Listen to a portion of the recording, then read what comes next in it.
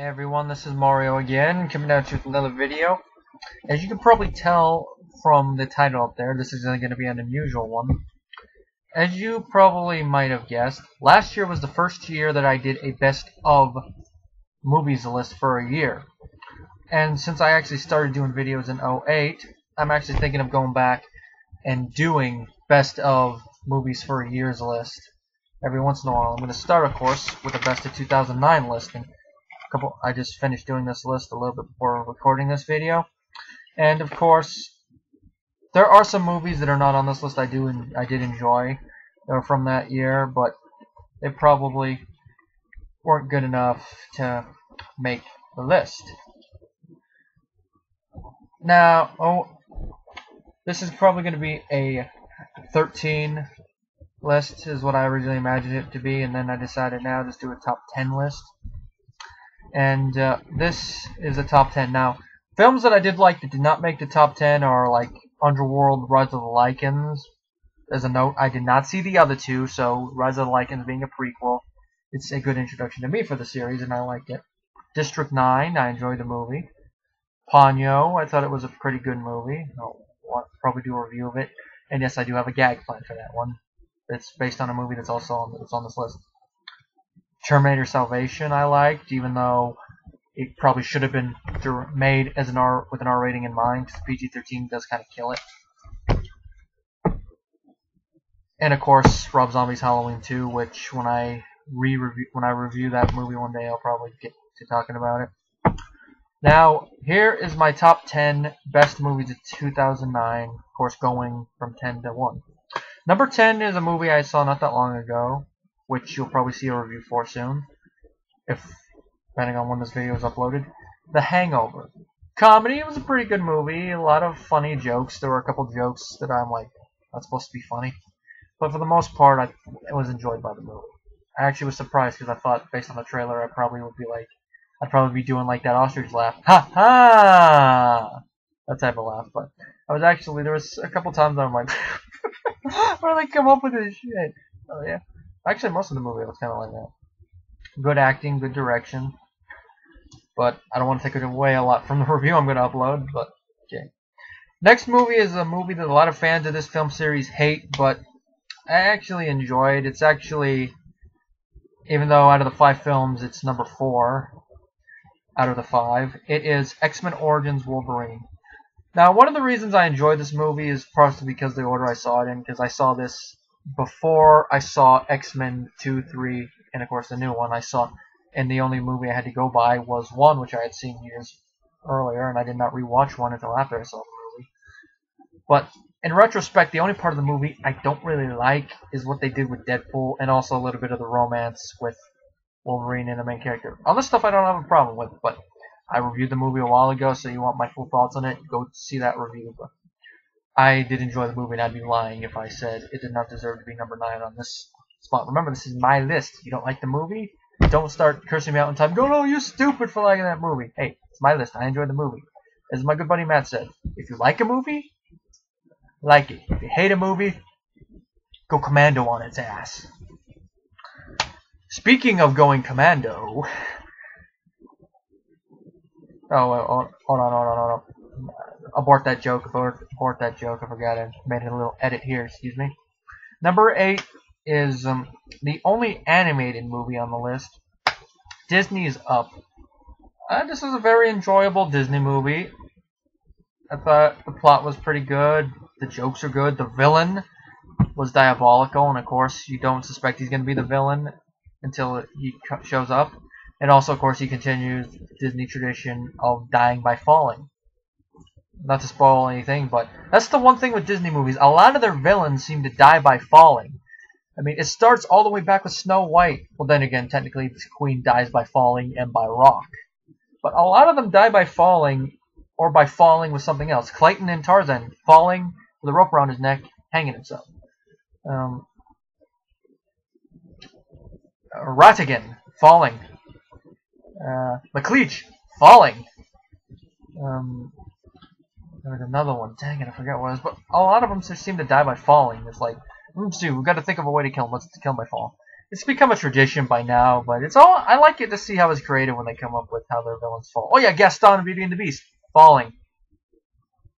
Well, it's not a tradition I hate, but it's what you come to expect in a Disney death, because they're not going to show him it's not going to be like some chestburster crap. Now that'd be interesting in a Disney movie. The first Disney movie to be rated R. Now, number 7 on the list is also a family film. It is Harry Potter and the Half-Blood Prince. Now, of the latter movies based on the bigger books, this is probably the weakest entry for me, because it concentrates a little bit too much on the romance aspect, but I think that the reason they did that is it's supposed to be the calm right before the storm, and also to build up some of the stuff.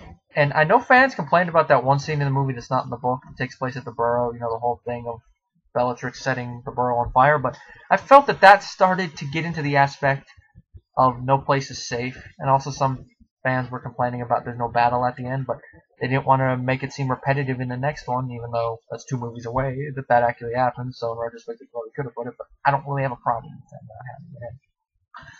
For me, it's still a very enjoyable movie. I did a review of it almost a year ago, so if you want to see my full thoughts on it, go to that review. Next one is a movie I'm probably going to re-review one day, because I'm going to have to give it another watch, but I enjoy it. That is Watchmen. Now, I know that some people may not find this movie to be their cup of tea, but I enjoyed the movie. I mean, the long pace may not have been for everyone, but I didn't have a problem with it. And for those people who complain, oh, you hate Avatar because of its pace and stuff, I watched Avatar and Watchmen at the same time at night, so I know it's not the pacing problem that I did not like Avatar. It's the things that I laid out in that review why I don't like Avatar. Watchmen, the only problem I have with it is sometimes the acting, to quote Robin Williams, I don't believe it. And the ending with Rorschach, I don't really have a problem with it because that's the only way his character would go out. And then, of course, the cliffhanger ending makes his death kind of unneeded. Oops. For those of you who haven't seen the movie, I apologize for that. It just makes it kind of unneeded, but the writer of the comic even stated that they knew as they were going along that they would have to do that to Rorschach. And of course, Jackie as Rorschach. That's why I could see Jackie as Freddy, but with the Freddy role, I blame more the script and the director than him. Especially since I know he actually improv'd some of the dialogue. And that's probably his own original stuff in the movie that's probably from the improv takes. He did it to scare the people. I know I'm getting off track, that's for a different review, but I'm just saying, Jackie is an actor, I really like him. He's probably my favorite acting job in the movie. Tonight, a comedian died in New York. Funny that I brought Freddy up, because he's semi-connected to the next film on the list. The next film on the list, number 5, is the Friday the 13th reboot.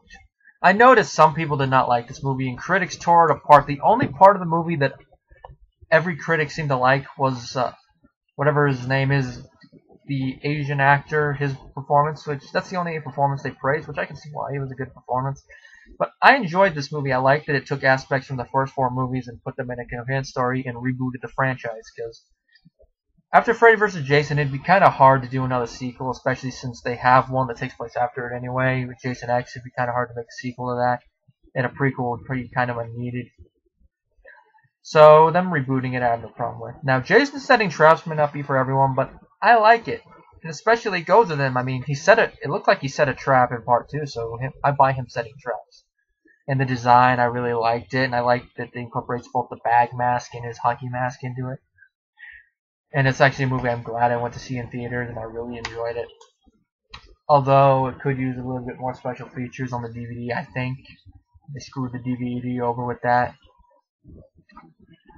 Now, number 4 on the list is a movie I haven't seen all of, but I've seen a majority of it, and I can probably say it deserves a number 4 spot. If I'd seen all of it, probably number 3. And that is, I will find you, and I will kill you. Good luck. That's right, Taken. Liam Neeson kicking ass to go save his daughter. What more could you ask for in a movie? I guess I can insert my speaking of going commando joke from earlier in the review to this part, because that's basically what this movie is kind of like. It's kind of like a remake of Commando, but yet not a remake of Commando. It basically has the same basic thing. You know, a guy used to work for the government, he's retired, his daughter's kidnapped, so he has to come out of retirement to go save her and kick ass on the way. Although Commando is done kind of tongue-in-cheek because it's with Arnold in the role and that kind of fits it. Taken is done more is done a little bit more seriously because it's Liam Neeson. He's not really kind of a action star, kind of like how Arnold is. So you know you can't do the. You could have done the tongue-in-cheek thing, but I think it's better that they didn't do the tongue-in-cheek thing because then people will be like, "Oh man, it really is copying Commando." Some people probably would have thought that. You know what? I wouldn't have. This was when I saw the parts of this movie I'd seen. I hadn't seen Commando yet, but it's an enjoyable movie, and I can't wait to fully watch it front to back. I hear there's an extended cut, but I don't know much about it. I know I have the theatrical cut. If you guys have seen the extended cut as well as the theatrical cut, let me know in the comments. Number 3, a movie I haven't seen in a while, but I did enjoy it when I watched it. The Blind Side. Sandra Bullock in her Oscar-winning role. Which I have to say, after watching the movie, she deserved that Oscar. Sad what's going on with her in her personal life with her. Is it soon to be ex-husband, or are they legally divorced yet? I don't know, but sad to see that something like that in her life. But he cheated. She was asking for it. And I actually love Sandra Bullock in roles. I liked her in Demolition Man. I liked her in this movie, of course. And I can't think of any other movies off the top of my head, but I've always liked her as an actress. And of course, this movie I really do want to get in my collection one day. Number 2 is another movie I want to get in my collection, and I saw it in theaters, and I actually look forward to the sequel that's coming out this year. It's coming out at the end of the year, so maybe it'll probably make like the top. Maybe it'll be in the top 5 on my list for this year, and that, of course, is Sherlock Holmes.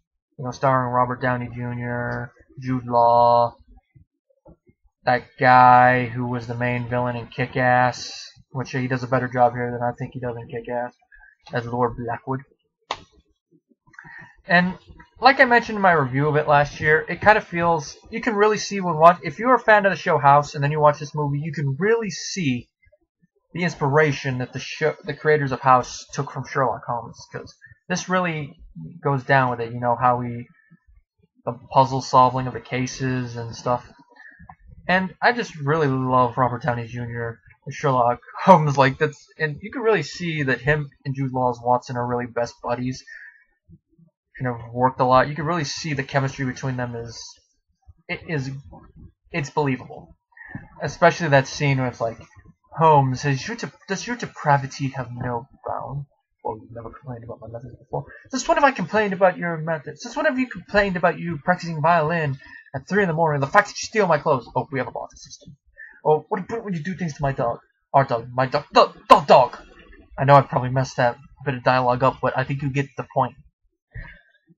I like the pace of the movie. I love the score. I wish it had won Best Score because this movie I feel was highly underrated at the Oscars. It only got 2 nominations. I feel that Robert Downey should have at least been nominated for Best Actor.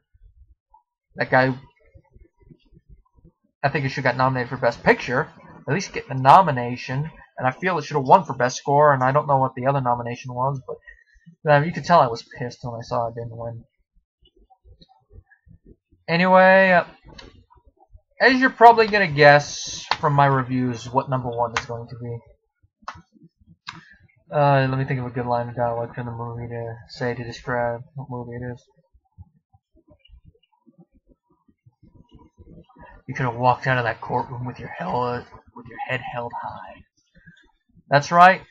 My number 1 movie of 2009 is Law Abiding Citizen, a movie that I feel at the time it came out was highly underrated. Critics bashed it, in my opinion, for no reason. It did not get any good nominations. Like Sherlock Holmes, I feel it should have gotten Oscar nominations. At least it didn't. I feel that the actor's name is escaping my Gerard Butler. I feel that he should have gotten a nomination at least for Best Actor. Should have gotten at least Best Picture nomination. I don't know about Best Score, or maybe cinematography, because the cinematography I thought was beautiful. It's one of those films that when it comes out, it does not find its audience in the theater, but as time goes on, it finds its audience, because I know Effrey likes it. I don't know if Matt and Mike like it. I'd like to hear their thoughts on this movie. Same thing with Michael King. I'd love to hear their thoughts on the movie. But I enjoy the movie so much that out of all the movies that I saw in 2009, it makes the top of my list. Whether or not I'll do a worst films of that year, I doubt it. Anyway, guys, I thank you for watching this video. Take care.